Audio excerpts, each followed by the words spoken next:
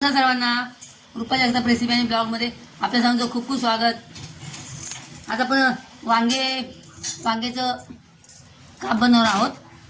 हे काळे वांग मोठं वांग आहे बघा. हे मस्त आपण स्वच्छ धुवून घेतलंय. रोज रोज वांग्याची भाजी वगैरे खाऊन कंटाळा आला ना की असं काहीतरी वेगळं आपण करायचं. मस्त हे असे पातळ छान कापून घ्यायचं.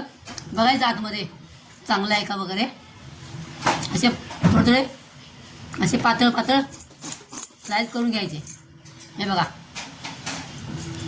असे सर्व पातळ पातळ स्लाइस करून घेऊ आपण.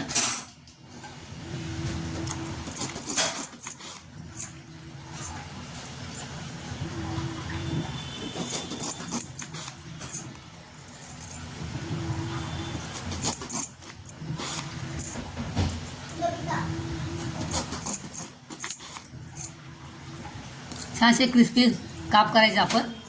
मी सर्व कापून घेते बघा व्यवस्थित. असे आपण छान पातळ पातळ असे काप करून घेतले. छान आपण ह्या वांग्याचे काप काढून घेतले. पातळ पातळ काप काढून घेतले. असे कोणाला असे जाड पण असतात आवडतात. ज्याने एकदम नरम पाहिजेत ना वांगी सॉफ्ट सॉफ्ट त्याने असे जाड जाड कापून घ्यायचे. मला असे कडक कडक म्हणजे क्रिस्पी आवडतात म्हणून मी असे पातळ कापून घेतले. आता आपण एक वांग्याचे काप कापून घेतले. आपण यासाठी आता मसाला बनवूया पटापट. हळद आणि थोडंसं मीठ लावून घ्यायचं आहे. आपण वांगं धुवून घेतलं आधीच.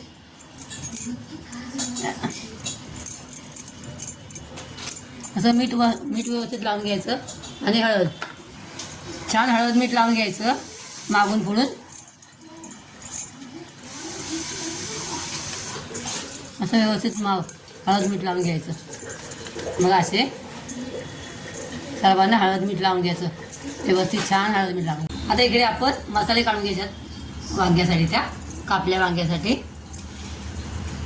हे आपण धनेपूड घेतली 1 चमचा. अजून आपल्याला 1 चमचा मिरची पावडर घ्यायची आहे. तुम्हाला जास्त तिखट हवा असेल तर तिखट टाका, नाहीतर नाही टाकत तरी हरकत नाही. आमचूर पावडर टाकायचं छान टेस्ट आहे त्याची. थोडीशी अर्धा चमचा गरम मसाला पावडर घेतली. आपण हे सर्व छान एकत्र करायचं आहे. हे आहे तांदळाचं पीठ. तांदळाचं पीठ टाकायचं आपण 2 चमचे आणि छान एकत्र करून घ्यायचं. ते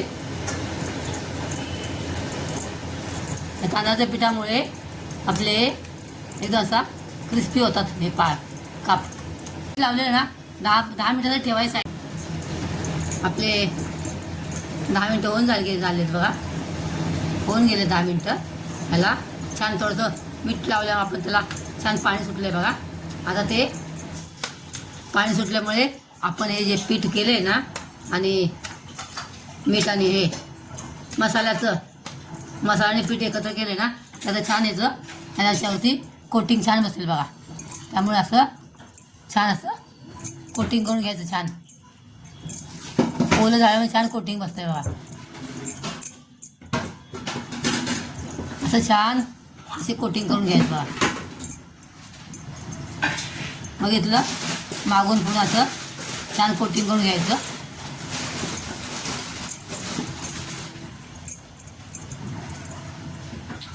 आपण सर्व कोटिंग करून घेऊया.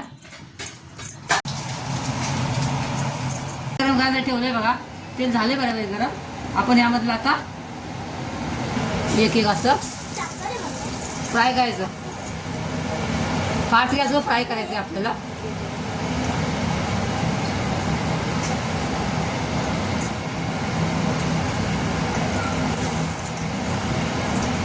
छान असं क्रिस्पी फ्राय करून घ्यायचं आहे आपल्याला. हे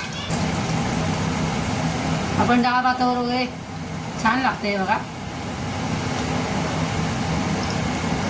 याला बेंगोलीमध्ये बेगून भाज्या म्हणतात. बेगून भाज्या आपण बोलतो वांग्याचे काप.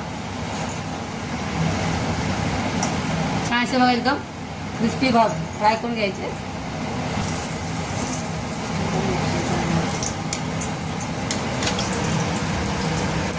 आपण छान ते एका टिश्यू पेपर काढून घ्यायचे, त्यामध्ये एक्स्ट्राचं तेल असेल तर ते निघून जातं. बघा छान असं खरपूस भाजायचं, खरपूस दोन्हीकडून. आणि लहान मुलांना हवा असेल आपण त्यात मिरची पावडर कमी टाकायची. छान सर्व भाजून घेऊया. त्याचे टिश्यू पेपर काढायचे म्हणजे एक्स्ट्राचं तेल त्यामध्ये निघून जातं. आणि हे असं एक छोटंसं वेगळं केलं थोडंसं, त्यामध्ये काय पण असं गोल आकाराचं घ्यायचं आणि मध्ये एक छान होल पाडायचं. त्यामुळे मग हे असं अजून क्रिस्पी होतं बघा, छान क्रिस्पी होतात असे. छान बघा क्रिस्पी अशी तयार झाली आहे, कडक कडक असे एकदम खूप सुंदर आहेत बघा. माझ्या हे नातीला खूप आवडले, त्यासाठी छोटे छोटे केलेत. तुम्हाला आपली 10 मिनटात तयार होणारी रेसिपी आहे. 10 मिनटात मुलांच्या टिफिनवर तुम्ही येऊ शकता किंवा अचानक पाहुणे कोणी आले घरी तर एकदम वेगळी डिश म्हणून तुम्ही ते करू शकता. अशी माझी साधी आणि सिंपल रेसिपी तुम्हाला आवडली असल्यास लाईक आणि सबस्क्राईब करा. नवीन असाल चॅनलवर तर नक्की सबस्क्राईब करा आणि व्हिडिओला हाईप करायला विसरू नका. पावसाळ्यात दिवस आहेत, स्वतःची काळजी घ्या, मस्त खा आणि स्वस्त राहा. Thanks for watching. बाय. धन्यवाद. मला कट कर इथं बघतोय.